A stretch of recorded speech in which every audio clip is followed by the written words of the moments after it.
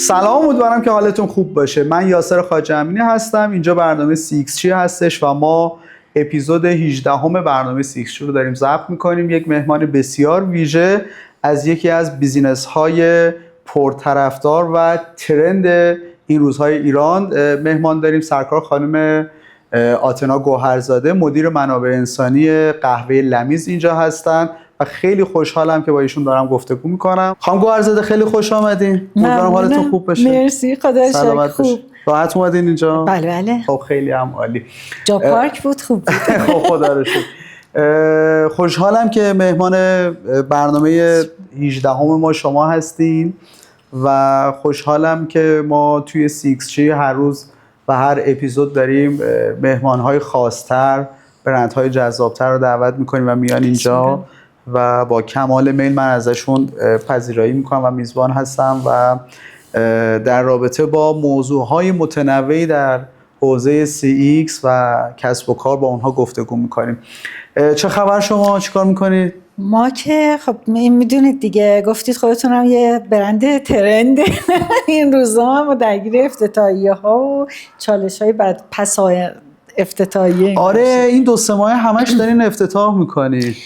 کلا برنامه توسعه‌ای داشتیم دیگه. امسال یه خورده سرعتمون بیشتر شد از سال قبل و خدا رو شکر خیلی خوب داریم پیش میریم. خدا رو شکر. تا پایان سال دوباره لمیز شعبه میده. چند تا دیگه؟ ما در حال حاضر 2-3 تایی تو راه به زودی، یعنی از همون هفته انتهای خارج از تهران؟ نه هم تهران هم شهرهای دیگه. حالا شهرهای دیگه اسمشو نمیبرم ولی داخل تهران چند جا. خب ان شاءالله که افتتاحیاتون همینقدر که ما ویدیوها رو میبینیم پربار باشه. خودتون پول میدین اینا رو تعطیل میکنید؟ چرا انقدر تعطیل میشین شما؟ چرا پلوپ میشین؟ جزو برنامه‌های مارکتینگتونه؟ اتفاقا خیلی از این مارکتینگیا میان، من اصلا تحلیلا رو میخونم، یه وقتی شبا میشینم توی موبایل مثلا نگاه میکنم این تحلیلا رو، یکی میگه و خودشون این کارو کردن، یعنی فقط خندم میگیره و قشقش رو حالم خوب میشه. چون واقعا من نمیدونم اگر مثلا جای دیگه برای مارکتینگ این کار میکنن نمیدونم، ولی نه لمیز نه تو لمیز این اتفاق نمیفته و پلم میکنن دیگه. ولی ناخواسته داره این اتفاق میفته و من احساس میکنم که حالا نظر شخصیمه و تحلیل شخصی اینه که این رویه 1-2 ساله که داره اتفاق میفته. بعد پلمپ ها برندها بیشتر دیده میشن یا کسب و کارها یا حتی همین آنلاین شاپ های کوچولو که میبینیم بعضی وقتا بسته میشن و اینا. حس میکنم که یه جوری اعتراض مدنیشون و آدم ها دارن میان اونجا اعلام میکنن که آقا بالاخره همین مخالفت های کوچولویی که اتفاق میفته باعث دیده شدن یک سری از برندها میشه. من خودم ازش لذت میبرم. بالاخره واکنش نشون دادم به این که خب حق اعتراض من دارم، میتونم حرفام بزنم یا بالاخره به یک رویه‌ای معترض باشم. جذاب دیگه. حالا خدا شانس بده بالاخره قسمت شما هم شده. ما که استراتژیمون این نیست که خودمون بریم 100%. این که اصلا نیست، ولی کلا ما از هر در واقع پلم درس میگیریم و قوی تر میشیم دیگه. به هر حال آدم‌ها یاد میگیرن. خب چالش‌های خودش رو داره پلم شدن، مثلا تو صنایع FMCG یا ریتیل که خب این همه جوون ساعتی دانشجو داره کار میکنه. خب چالش‌های بعد از پلمپش خیلی زیاده. یعنی اگه بخوای حساب کنین که من بخوام خودم بگم ما پلم بشیم، مثلا ما جنبه مارکتینگی داره؟ نه ما خب پس اینجا روشن شد که جنبه مارکتینگی نداره ولی منافع مارکتینگی میتونه داشته باشه. اگه یه جایی برندمون رو داره اونم قوی میکنه، خب چرا که نه ما استقبال. خب خدا رو شکر. شما مدیر منابع انسانی لمیز هستین، درسته؟ بله.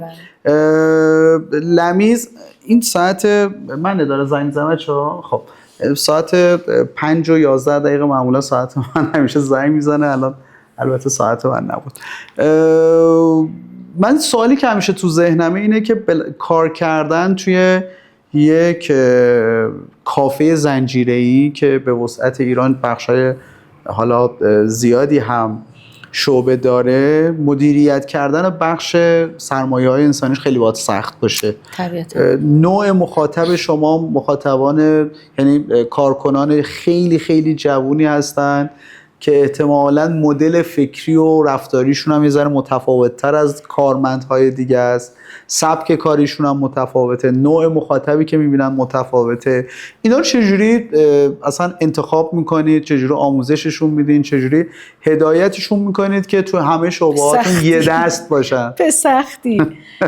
خب لمیز واقعیتش اینه که من همیشه میگم لمیز فقط یه برند قهوه نیست، یعنی فراتر از یه برند قهوه بهش نگاه میکنم، چون که یه باوری داره لمیز همیشه که میگه که یعنی فکر می‌کنم مثلا این باوره مزیت رقابتی لمیز به نسبت حالا رقبایی که تو مارکت هستن و اونم نه در واقع دستگاهاشه که بهترین دستگاهی روز دنیا رو داره استفاده میکنه، ولی نه اونه، نه منوی محصولاتشه که خیلی هم جذابه اگر شما عربی ها دوست ندارید و حتی روندهای عملیاتیش که خیلی استراکچر داره و ساخت یافته است، حتی اونم نیست.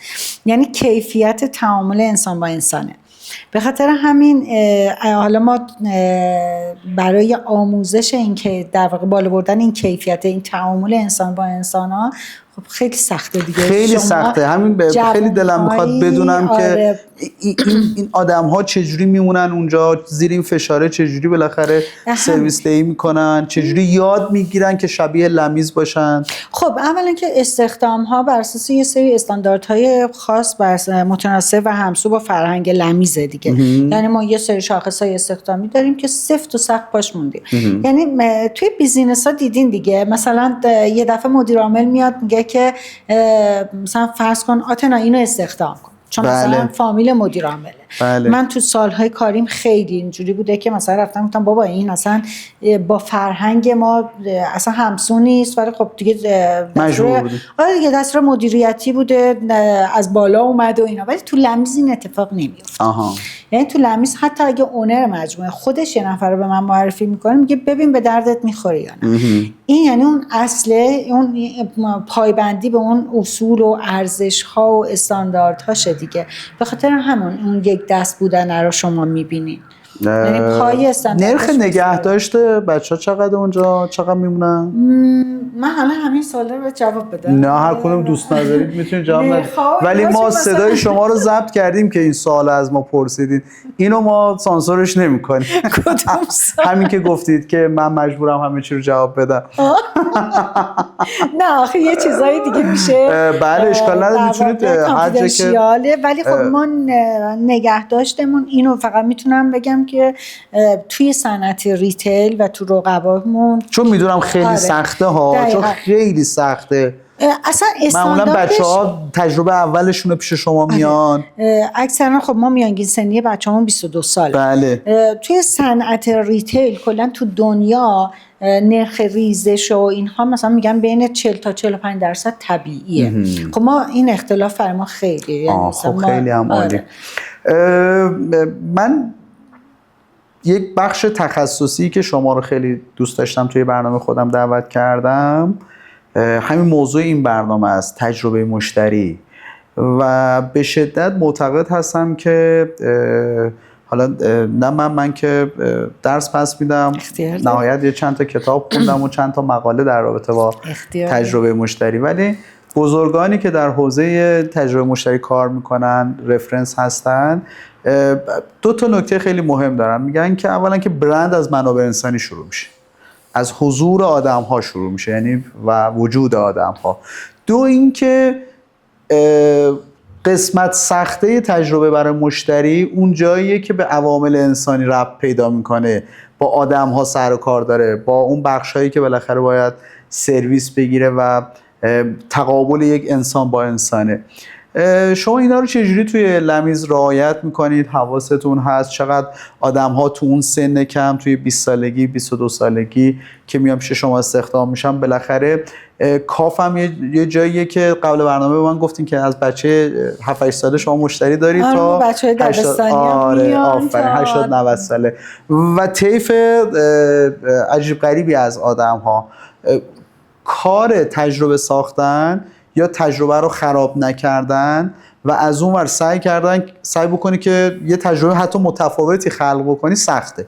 دقیقاً. اینو چیکارش میکنید؟ چجوری اصلا کنترلش میکنید؟ ببین من همیشه خودم یعنی اینجوری هم که میگم تجربه مشتری اون کاستمر اکسپریانس دقیقاً از اون نقطه تماس شکل میگیره. بله. و اون تاچ پوینت ها خیلی مهمه دیگه. من فکر کنم 70% محصول مهمه، استاندارد مهمه، کیفیت مهمه، اصلا حرفی درش بله. ولی اینا که همه رقبا دارن اینا. دقیقاً. اما اون نقطه تماسه که اتفاق میفته اونجاست که میتونه برای مشتری یک تجربه قشنگی رو خلق بکنه یا اون CX رو خرابش بکنه، کلا خرابش بکنه. یعنی امپلوی اکسپریانس یا رابطه انسان با انسان خب خیلی مهمه. اون تاچ پوینت ها خیلی مهمه. من مثلا میگم هیومن تاچ پوینت ها دقیقاً اونجاست که نقطه تماس انسانیه دیگه. از یه نگاه شروع میشه. وقتی مشتری وارد میشه اولین چیزی که میبینه خب چهره شماست. بله. با لبخند، عبوس، خسته است یا خیلی پر انرژیه. از اونجا شروع میشه تا اینکه لحن کلامتون چجوری باشه، بعد سرعت کیفیت سرویس دیتون چجوری باشه، مدیریت اعتراضات چجوری باشه. همینجوری میره تا اون تجربه مشتری رو خلق کنه. یعنی اون محصول و اینا گام بعد از اون نقطه تماس هست. بله. حالا این نقطه تماس ها رو به نظر من از یه جایی خرد شروع میشه، کوچولو اتفاقا، نه از مثلا همایش و افتتاحیه و حالا ما بیایم دنیا افتتاحیه بگیریم سر صدا بکنه فلان بشه. بله. همین اتفاق بیفته. اما اگه اون نیرو انسانیه که اونجاست این نقطه تماس رو رعایت نکنه، کیفیتش رو حفظ نکنه، همه چی خراب شد. بله. و از بین رفته.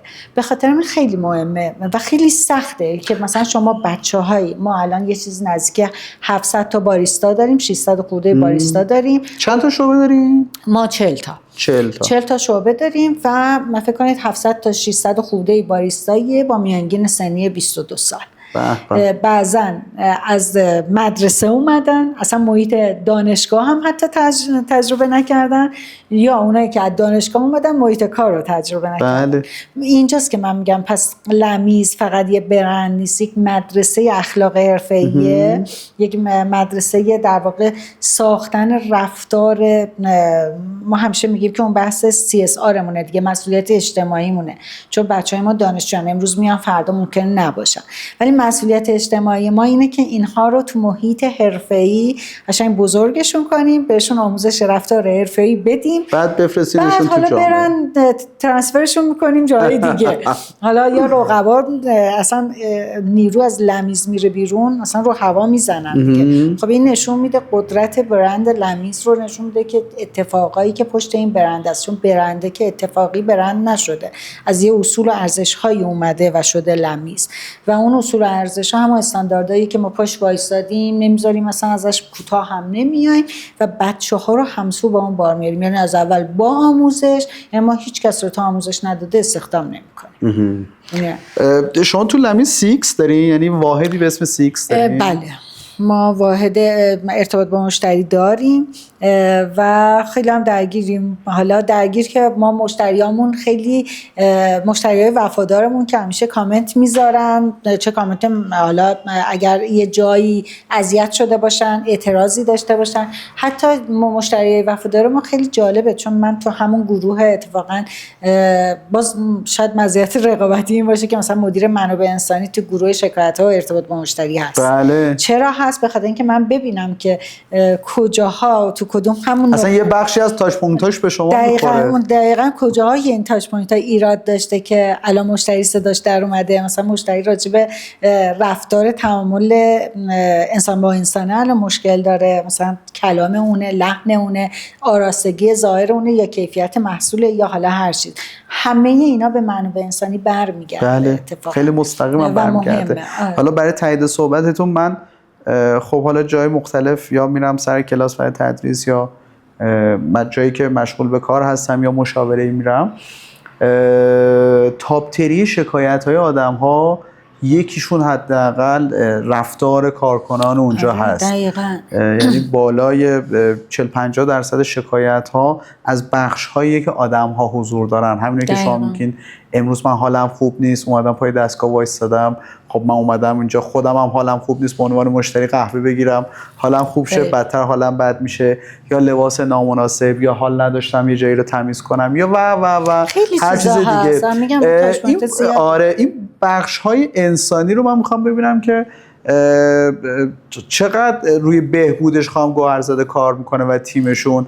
مثلا شما خودتون اگر که یکی از این همین مثال هایی که زدیم رو چجوری باهاش مقابله میکنید؟ اخراج میکنید نیروتون رو، بهبودش میدین، آموزشش میدین، کارو چجوری؟ یا مثلا اگر مشتری شاکی میاد از یک نیرو انسانی چجوری باید حلش بکنید؟ خب بستگی داره به اون اعتراض، خیلی بستگی داره. حالا ما بعضا مردم هم یه جاهایی، من خودم یه وقتی مثلا المسائل میشه، مثلا دیگه این که دیگه چیزی نبود، حالا تو مثلا اومدی شکایت کردی، ولی اینقدر که مشتری برامون مهمه، هر کامنتی از سمت مشتری میاد بدون استثنا پیگیری میشه. یعنی این که چیزی نبود. خب جالب شد. مثلا الان ساده ترین یا مثلا ضعیف ترین نوع کامنت منفی که شما میگیرید و بعد پیگیریش میکنید تو ذهنتون هست که بگی مثلا چی بوده که به چی اعتراض کردن که شاید توی برندهای دیگه اصلا خیلی چیز معمولی باشه؟ الان من هر چیزی رو شاید بگم، شاید مشتریامون مثلا دلخور بشن، بگن حالا این اعتراض برای من مهم بوده، اینقدر مشتری ولی خب نه از نظر مثلا، ولی میخوام بگم ببینید یه چیزی برمیگرده به کیفیت رفتار آدم‌ها، خیلی مهمه، به کیفیت محصول، موارد بهداشتی، خب اینا خیلی مهمه. بله و مرسوم.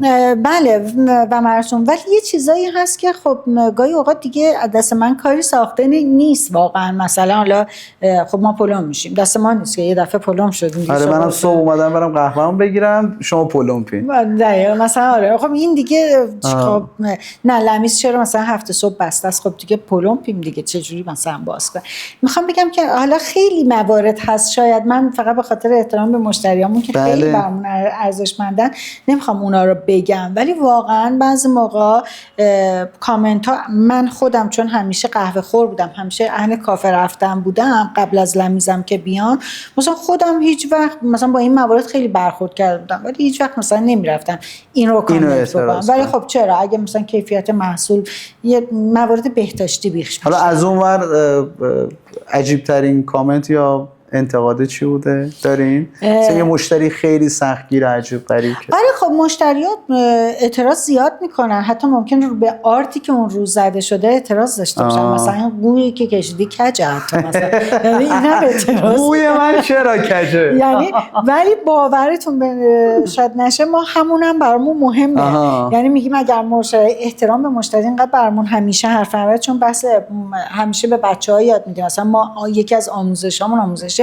کاستمر سرویسه. بله اصلا مهمترینشه، وگرنه اون قهوه رو حالا نه با اون کیفیت، احتمالاً با یه درجه کمتر یا بالاتر توی کنار شعبه‌های شما 100 تا کافه دیگه میتونه بده. دقیقاً. چرا مثلا داغه؟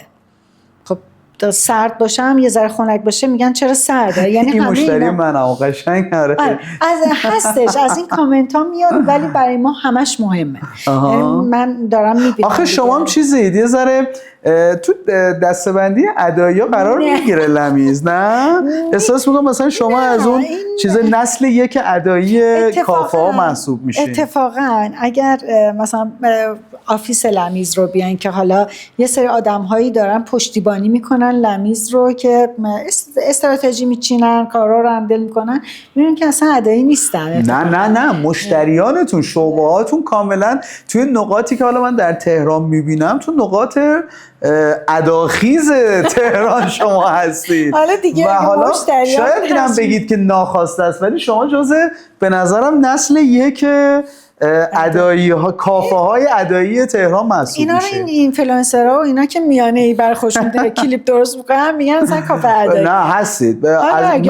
من یه آدم کافه برو هستم و به شدت هم قهوه دوست دارم و شما واقعا توی تاپ تری ادایی‌ها هستید از نظر من. البته من میگم لمیز فارغ از تعصبی که دارم، حالا به لمیز که شما میگین خیلی تعصب دارم، فارغ از تعصب من میگم لمیز اصالت داره، یعنی بیشتر از ادایی بودن اصیله و اصالت اینقدر براش مهمه که توی کیفیت محصولش، توی رفتار باریستاش، توی همه چی، لایه‌های مختلف، حتی اون فرآیند عملیاتیش هم اینو اصالت رو سعی می‌کنه حفظ کنه. حالا از بیرون ادایی به نظر میرسه. خانم گوهرزاده همه چی رو تقریبا تکذیب کردن، ادایی بودن، پلم بودن، نمیدونم و بقیه مسائل رو. به نظر بریم یه استراحتی بکنیم، چایمون رو بخوریم، برگردیم دوباره صحبتمون رو ادامه بدیم. خیلی هم عالی، ما داریم کیف میکنیم، لذت میبریم، داریم در رابطه با تجربه ساختن در یک فضایی که آدم‌ها صرفا میرن که هم حالشون خوب بشه،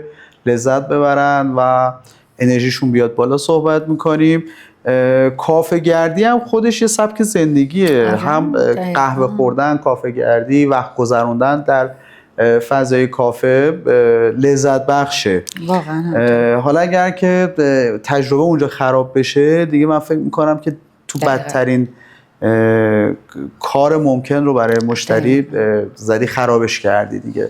یه دو سه تا چیز هستش که به نظر من شخصا لمیز رو یه ذره متفاوت تر از بقیه میکنه. یکیش اینه که قیمت رو شما تقریبا بین رقبا پایین نگه داشتین، یا هر موقع که من به لمیز سر میزنم تقریبا تا 30-40% قیمت همیشه پایین تر از کافه های شبیه خودتونه. دومیش اینه که معماری قهوه های کافه های لمیز جذاب، باحال، مدرن، استایل داره، تو میتونی یک درکی ازش داشته باشی، یک چیزی رو ازش متوجه بشی.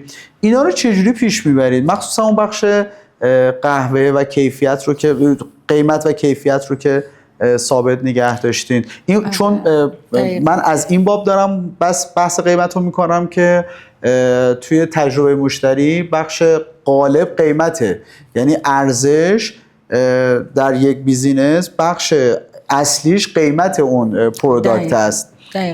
خب یکی از دلایلش اینه که شعار لمیز از اول این بوده که فنجان قهوه دست هر ایرانی. فنجان لمیز دست هر ایرانی. به خاطر همین همیشه اومده هم کافه ها رو جاهایی در نظر گرفته تو میادین اصلی شهر، جاهایی که تو دسترس عموم آدم ها باشه و اصلا آدم ها بیان تو هر قشری، یعنی حتی از بچهای مدرسه‌ای، بچهای کار بگیرین شما تا اون کسی که داره، حالا مدیری که میخواد کافیشو صبح بخوره و بره مثلا پشت میزش به جلساتش برسه، و یا اینکه اصلا آدم‌هایی میگم تو هر قشری بتونن ازش استفاده کنن. اصلا این سیاست لمیز. ضمن اینکه خب لمیز کل فرآیندش از مزرعه تا فنجان دست مشتری با خودشه و کیفیت براش اینقدر مهمه که از هر جای قهوه تهیه نمی‌کنه، با هر تامین کننده، علیرغم که همیشه تامین کننده‌های زیادی هستن که هی آفرهای خیلی خوب میدن. لمیز اون گفتم که لمیز اصالت داره. بله. به خاطر اون اصالتش واقعا حتی تامین کننده هاش هم اصیل هستن و از اونا خرید میکنن. به خاطر همین تو سیاست قیمت گذاریش هم همینه دیگه. اون فنجان قهوه دست هر ایرانی رو در نظر میگیره، اینکه همه آدم ها بتونن، اصلا از اول بر پایه همین لمیز شکل گرفته. لمیز اصلا اومده تو ایران سال 88 که فرهنگ قهوه نوشی رو بین چایخوران ایرانی جا بندازه و ترویج بده. تیک اوی هم شما اینجوری بله دقیقاً از اولین و بزرگترین در واقع صنعت توی صنعت خودش لمیز واقعا میگم، همش میگم واقعا برند فقط نیست، همینه. به خاطر اینکه کسی که اومده فرهنگ قهوه نوشی رو اصلا آورده تو ایران، از یک پایان نامه دانشگاهی هنر مجموعه شروع شده که با حالا دانشگاه صنعتی شریف این پروژه رو پیش بردن و اولین شعبه رو توی تجریش و سعدآباد راه اندازی کردن تا الان که 40 تا شعبه داره. هنوز که هنوزه همون استانداردها رو بهتر و بهترش کرده نگه داشته که هر ایرانی بتونه. حالا سیاست قیمت گذاریش هم بر پایه همیناست دیگه، یعنی میخواد که جوری باشه که آدم‌ها در دسترسشون باشه، علیرغم اینکه قیمت قهوه جهانی قهوه بسیار بسیار گرون شده. آره قهوه خوردن هم دیگه الان به نظر دیگه داره میشه لاکچری. آره لاکچری. شما که ادایی که هستین، شعبهاتون هم که زیاده، نه قیمتاشون متناسبه و به ما بین این شعبمونم که زیباییاش به خاطر در واقع همینه دیگه. ما از شعب نقاشی هایی که داریم میبینی کار دسته، هنر دسته و ما نقاشی جوونی هستن که با ما کار میکنن که میان اینا رو انجام میدن، یا اون چیدمان چوب یا اون ترکیب رنگ ها، همه اینا پشتش فکره، پشتش خلاقیت. یعنی اینجوری نیست که ما بگیم خب اوکی ما یه جایی رو در واقع میگیریم 4 تا هم مثلا فرنیش هر چی شد دیگه، حالا مثلا این دفعه قرمز میذاریم. نه، پشتش واقعا فکر ساعت‌ها جلسه است، رفت و آمد، رفت و برگشته برای انتخاب دیزاین داخلی که خب اینم برمیگرده به همون خیلی هم عالی. برگردیم به خلق تجربه موفق یا ناموفق برای مشتری. من میگم که لمیز قهوه فروشی نیست، حال خوب فروشیه. یه جاییه که من قرار استراحت کنم، خستگیم در بره، لذت ببرم و دوباره انرژی بگیرم و برگردم حالا یا به زندگی یا به کارم یا هر فضایی خارج از لمیز. وقتی این پروسه اگر که اتفاقی براش بیفته و خراب بشه، اولین تصمیم هایی که سوپروایزرها، مدیرها، آدم هایی که باید اون سرویس رو دوباره حالا برش گردونن و مشتری رو حفظش بکنن، چی کار باید بکنن؟ چی کار میکنن؟ تو لمیز این فراینده به چه شکله؟ به طور کلی اگر بخوام بگم یه بک بزنیم قبلترش، اون بحث CX و EX از هم جدا نیستن خیلی، یعنی آفرین دقیقاً مستقل نیستن، اینا قشنگ در هم آمیختن و تجربه مشتری با تجربه کارکنان قشنگ اینتگریت با همه که داره پیش میره. یعنی این نکته مهمه. به خاطر همین اگر اون من همیشه میگم ما یه مشتری داخلی داریم یا مشتری بیرون. مشتری داخلی منابع انسانی کارکنانم که امپلوی اکسپریانس ها، و مشتری بیرون هم که کاستومر اکسپریانس، یعنی تجربه مشتری و تجربه کارکنانم با هم درآمیخته است که اگه این تجربه جذاب باشه اون تجربه جذاب میشه. اگر این بر حالش خوب باشه حال مشتری خوب میشه. اگر نیروی من احساس امنیت روانی بکنه، احساس رشد بکنه، احساس توسعه، آموزش و حال خوب داشته باشه، اون حال خوبش رو به اشتراک میذاره با مشتری که داره میاد. حالا فرض کنید یعنی اون جایی که امپلوی اکسپریانس خوب باشه، تجربه مشتری من بر پایه احساس خوب باشه، اونور CX من پایداره. اگر این ور خراب باشه، حالش خراب باشه، اصلا نمیتونم. من اگه بخوام بگم که لمیز وجه تمایز داره در مشتریای داخلیش و کارکنانش، برای اینکه مخاطبهای ما بخش قابل توجهشون کسب و کارهای متوسط و کوچولویی هستن که دلشون میخواد یه روزی لمیز بشن، دیده بشن، در آینده بتونن کارهای بزرگتری بکنن. میخوام به اونها یک سری چیزها رو بگیم. من میخوام چند تا تکنیک یا چند تا کاری که ما در لمیز میکنیم که حال مشتریای داخلیمون، کارکنانمون خوبه، که بعد این منعکس میشه به اونور داستان. دقیقاً. میدونید بزرگترین معضل بیزینس های ما تو ایران چیه؟ بحث HR-شونه. بله. جایی که HR وجود نداره مثل این میمونه که شما میخوای ساختمون بسازی، معمار میگه نمیخوام، خودم میسازم، معمار نیاز نداره. HR معماره. HR که میاد استخدام رو طراحی میکنه، آموزش رو طراحی میکنه، فرهنگ سازمانی رو آموزش میده و ترویج میده بین کارکنان که مشتریای داخلیشن، ارزیابی عمل کرد میکنه و اون در واقع امپلوی اکسپریانس رو شکل میده.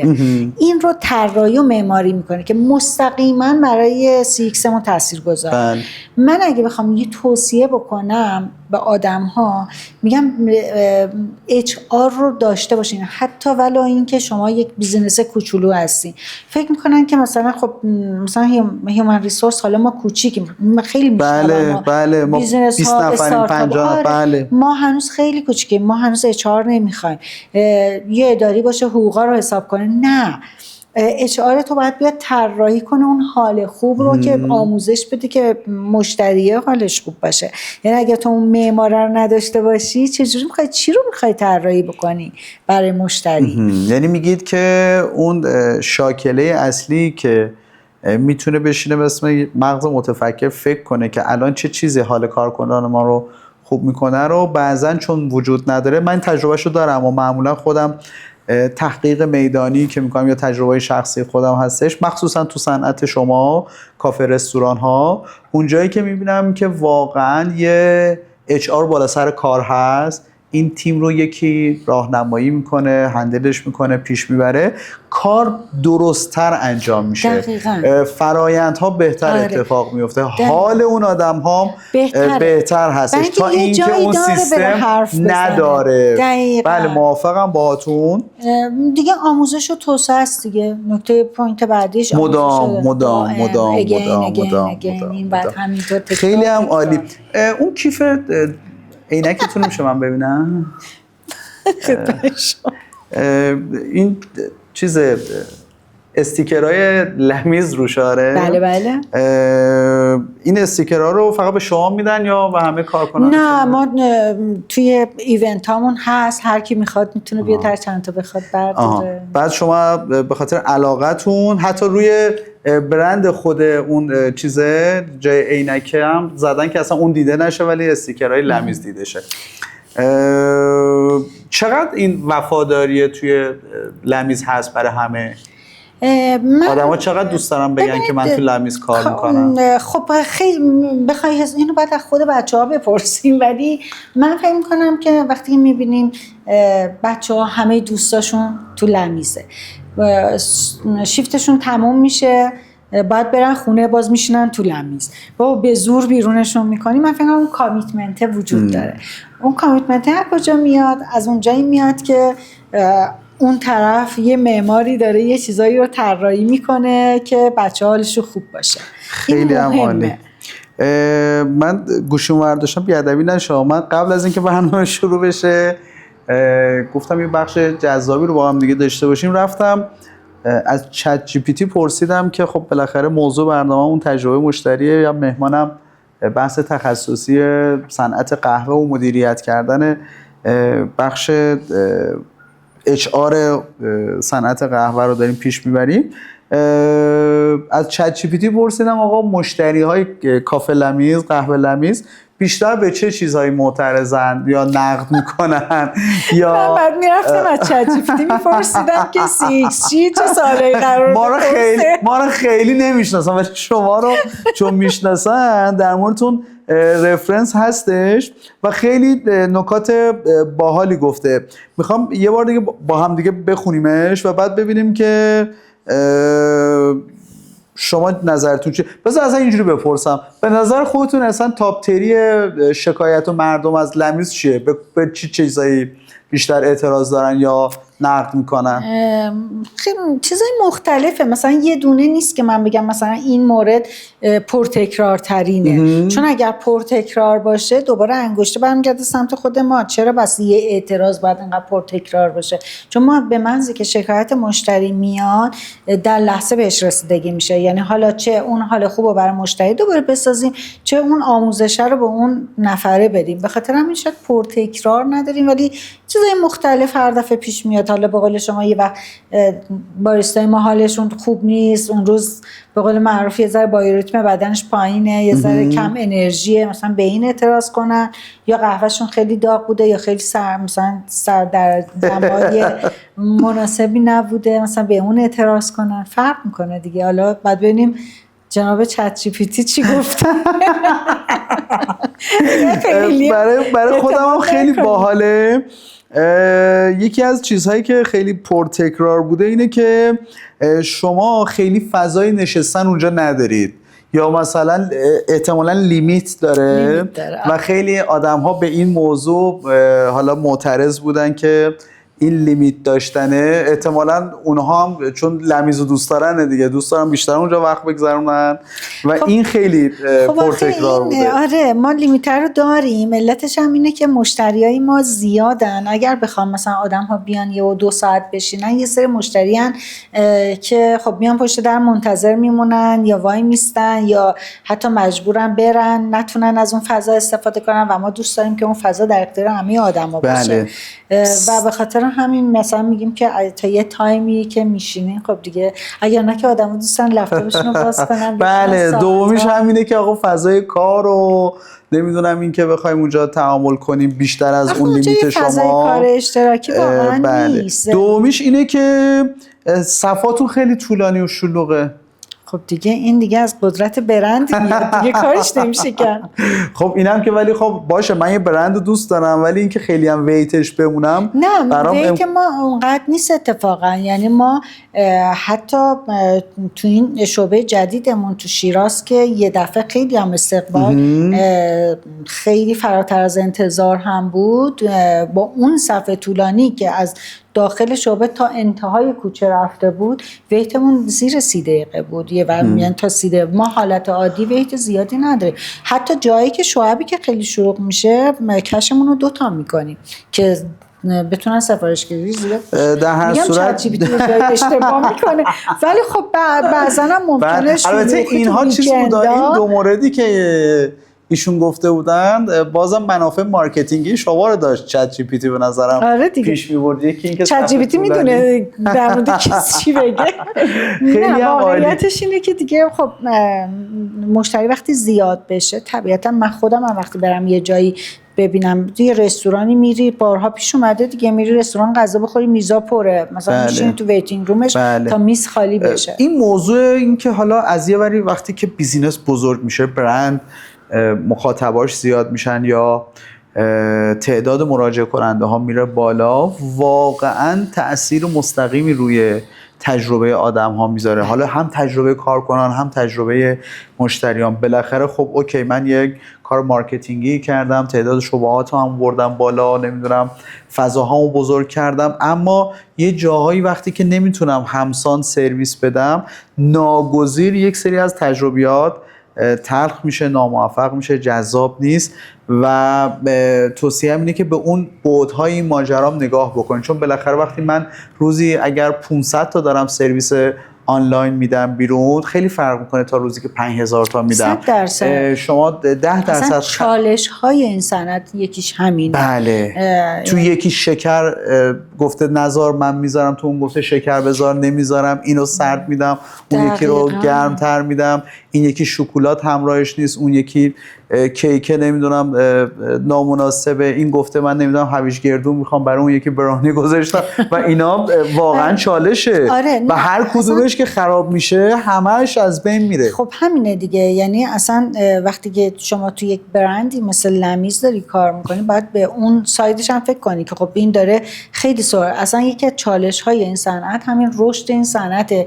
که یه دفعه مثلا ما از 40 تا شعبه میشیم مثلا 45 تا شعبه، بعد یهو 100 نفر به تیم اضافه میشه. خب مشتری هم زیر ساختش رو باید تقویت بکنی. یعنی ما اینجوریم که پیش بینی میکنیم، میگیم اوکی تعداد نیروهای پشتیبانیمون الان به نسبت شعبمون اینجاست، اگر 5 تا شعبه دیگه بخوایم بزنیم مثلا فلان تیم و فلان تیم باید یه خورده خوش بیان. ولی چالش اصلی توی همون رشد است دیگه. یعنی وقتی که مجموعه زود بزرگ میشه، شما ارتقا از داخل هی شکل میگیره، آدما میان هنوز اون آموزش لازم رو هنوز ندیدن، یا اون حجم کار زیاد میشه، اون فرسودگی شغلیه تو نیروهای صف زیاد میشه و یا مثلا بین اون اصول و ارزش هایی که مثلا همیشه میگی تا رفتار واقعی یه گپی میبینی دیگه. مثلا ما به یه چیزای اعتقاد داریم، یه دفعه مثلا برامون مهمه که مثلا نوشیدنی دست مشتری میره،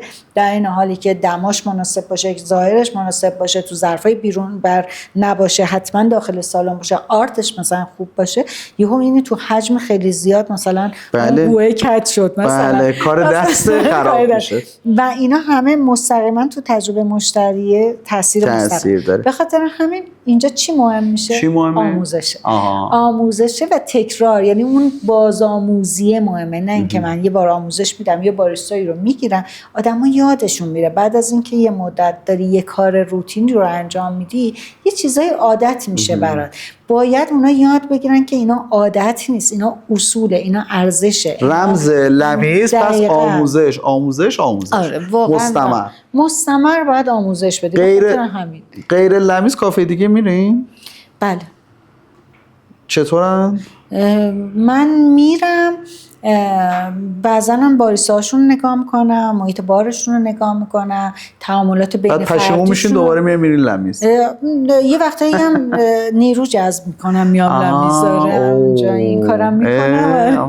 نه این کار خوبی. این بخش رو از چیز در بیارین از نه چون اصلا با ارزش های سیسی در که برم بگم مثلا تو بیا اینا چیز نیست. ولی خب بعدش میرین فرداش میرین نه دیگه. مثلا اون باریستاشون برام نوشیدنی حالا هر چی که سفارش دادم میاره و اینا، مثلا اینم چقدر رفتارش خوبه، بعد میگم لمیز نمیای. نه بهش میگم که وای تو مثلا چقدر مثلا حالا یه دختر خانمی گفتم چقدر نایس رفتار میکنی، دقیقاً اون چیزی که ما تو لمیزی. گفت شما مثلا لمیزی هستی؟ میگم ما لمیزی. بعد فرداش درخواست میده.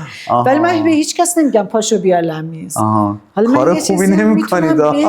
بفهمید دیگه همه چی گفتین سر اینا هستش که من یه بار یه جایی رفتم. ما اینجا هیچی رو حذف نمی‌کنیم. پس نمی‌کنم. من یه بار یه جایی رفتم، اینم برای فان بگم، یه آقا پسری باریستایی اومد، خیلی رفتار قشنگی داشت و من دقیقاً اون چیزی که ما توی لمیز همیشه اصرارمون برای اینه که بچه‌ها اونجوری رفتار کنن. اومد و خیلی خوب بود و اینا. بعد بهش گفتم که آخر سر گفتم که مرسی از رفتار خوبت، من واقعا لذت بردم و اینا. من مدیر منابع انسانی لمیزم و گفت یه چقدر جالب و اینا. گفتم اگه دوست داشتی میتونی بیای همکار ما بشی و من واقعا استقبال میکنم. گفت وای کیه که آرزو نداشته باشه بیاد تو لمیز، ولی این کافه مال بابامه. اونجا تیرتون به سنگ. من دیگه اصلا اومدم رفتم بیرون. ولی خب این آره خیلی جالب بود. حالا من همیشه هم اونجا میرم اون آدمم میبینم و اینا. ولی کافه‌های دیگه هم آره میریم، حتی اونر تجربه بد داشتیم؟ بله. چی بوده مثلا؟ همین اخیراً یه دمنوش سفارش دادم، یه چیز دیگه گرفتم. مثلا چی گرفتیم مثلا؟ ماچا بهتون دادن؟ دمنوش مثلا گلگاو زبون بابونه مثلا هل سفارش داده بودم و چای سبز نعنا پونه مثلا برام آوردن. اشتباه. بعد چیکار کردین؟ خیلی دلم میخواد بدونم یه منابع انسانی. من هیچ کاری نه، من خوردم چون اونم کیفیت خوبی داشت. یعنی حالا درسته دمنوش که من گلگاو زبون لازم بودم اون موقع. بله قیمه و قرمه سبزی جفتش خوشمزه. ولی اگه قیمه سفارش بده قرمه سبزی بیاره، من اونو خوردم. میتونستم یعنی اون لحظه تصمیم بگیرم صداش کنم بگم که اینو اشتباه آوردی عوض کن برام. ولی به ظاهرشو حالا ترتمیز مرتب آوردنش تصمیمم گرفتم بخورم. خوردم بعدم نبود، دمنوش بود دیگه، خوشمزه هم بود. خوردم موقعی که می‌خواستم برم رفتم حساب کنم بودم و من دمنوشم رو جابجا آورده بودیم، اگرچه اینم بهم چسبید خوشمزه بود ولی اونو نخوردم. من گلگاو زبون لازم داشتم. بعد گفته عذرخواهی کرد، گفتش که اگه میگفتیم ما براتون عوض می‌کردیم. چیزی که ما تو لمیز همیشه هست، یعنی ما مشتری اگر چیزی رو دوست نداشته باشه برگردونه ما بدونه. خب شما دوباره اونجا میرید مثلا این سهل انگاری رو؟ همیشه میرم. آره. خب یه بار اشتباه کردم. نه من این کار نمیکنم. نه من بعد از اون تا حالا 5-6 بار دیگه رفتم. پس شما مشتری سختگیری نیستین. من چیزی که چون میخوام اینو بعد بیارم توی تجربه لمیزا. مثلا اگر که من اونجا ماچا سفارش بدم و بعد برام لته بیارن یا مثلا دمنوش برام بگم چای برام بیارن، مشتری شما من باشم دیگه نمیام اونجا. مشتری سختگیر شاید به اندازه بعضی از مشتریای سختگیر که وجود دارن نباشم. اما چرا وقتی مثلا یه چیزی، حالا میگم این دمنوشه رو من همین چون تازگی هم اتفاق افتاده، ولی مثلا اگه کیفیت پایین باشه یا مخصوصا موارد بهداشتی داشته باشه در لحظه چرا اعتراض میکنم، میگم لطفا اینا مثلا حتی همین پنجشنبه خب رستوران لیوانش یه ذره لک داشت، خواهش کردم که اینو عوض کنید، من نمیتونم تو این استفاده بکنم و بعدم که اون آورد حتی چون یه ذره وسوسه‌ام تو اون لیوانه هم نخودم باز خودش خوردم، ولی دلیل نمیشه دیگه اون رستوران نرم، چون اون یه رستوران معروفیه که همه دوستش دارن میرن، منم دوستش دارم، کیفیت غذاش هم خوبه. حالا اون ویترش یا اون آدمی که گارسونی که اونجا کار می‌کرده یه ذره سهل انگاری کرد. خیلی هم عالی، مرسی، متشکرم. ما کلی این اپیزود از اون اپیزودا شد که ما همش حول محور یه برند حرف زدیم، چون هم مهمانمون خاص بود هم از برند خاصی تشریف آورده بودن، ما هم کلی اطلاعات لمیزمون رفت بالا، کلی چیز منابع انسانی یاد گرفتیم، کلی حرفای سانسوری سرکار خانم زدن که فکر کردم ما بعداً اینا رو در میاریم و توی تدوین این کار نمی‌کنیم و قطعاً این کار نمی‌کنیم. دارم برای چندمین بار تاکید می‌کنم که این کار نمی‌کنیم. میگفتی من نمی‌گفتم. ما هم CXG هم یه شعاری داره، ما قبل از این که مهمانی بیاد داره کاملاً شفاف صادقانه بدون هیچ سانسوری صحبت میکنیم و عواقبش هم خودمون میپذیریم و همش هم پخش میکنیم. من خیلی لذت بردم. من شغل دیگه باشم یا نباشم؟ نه قطعا شما از سمت لمیز که اتفاقی قطعا نمیفته، از هیچ سمتی هیچ اتفاقی نمیفته. ما تجربیاتمون رو با شما به اشتراک گذاشتیم. اپیزود 18 CXG رو شما شنیدید و دیدید، ایشالله که مفید بوده باشه براتون. ما در هر اپیزود تمام تلاشمون رو میکنیم که یک چیز جدیدی در حوزه کسب و کار گیرمون بیاد، بعداً بریم توی فضای کاری خودمون استفاده بکنیم، با تجربیات مهمانانمون آشنا بشیم و بعداً ازشون استفاده بکنیم و انشالله هممون کمک بکنیم که با همدیگه رشد بکنیم. من خیلی خوشحال شدم سرکار خانم شما رو دیدم، باعث افتخار بود. انشالله که بیشتر شما رو بعداً ببینیم. خوشحال میشیم شما رو تو شعب لمیز ببینیم. اگر که درصد قهوه‌تون هزار متعادل کنید در خدمتتون. من واقعا لمیز رو از نظر دیزاین و طراحی خیلی دوست دارم. ان شاءالله با حضور شما حتما میام. ممنونم که ما رو میبینید. توی یوتیوب میتونید این ویدیو و اپیزود رو کامل ببینید. توی همه پادگیرها سرچ بکنید CXG ما هستیم. میتونید اپیزودها رو به صورت پادکست ببینید. لینکدین پست های CXG رو میتونید دنبال بکنید. توی اینستاگرام پیج ما رو دنبال بکنید و اگر که دوست دارید مهمان خاصی رو ما دعوت بکنیم، اگر که انتقادی به ما دارید، اگر که تجربه موفق یا ناموفق یا مثبت و منفی از CXG دارید، برای ما کامنت بذارید، با ما در ارتباط باشید و ما تمام تلاشمون می‌کنیم که در هر اپیزود از اپیزود قبلی جذاب‌تر و باحال‌تر کارو پیش ببریم که شما لذت ببرین. خوشحالم که ما رو همراهی و دنبال کردین. خدافظ.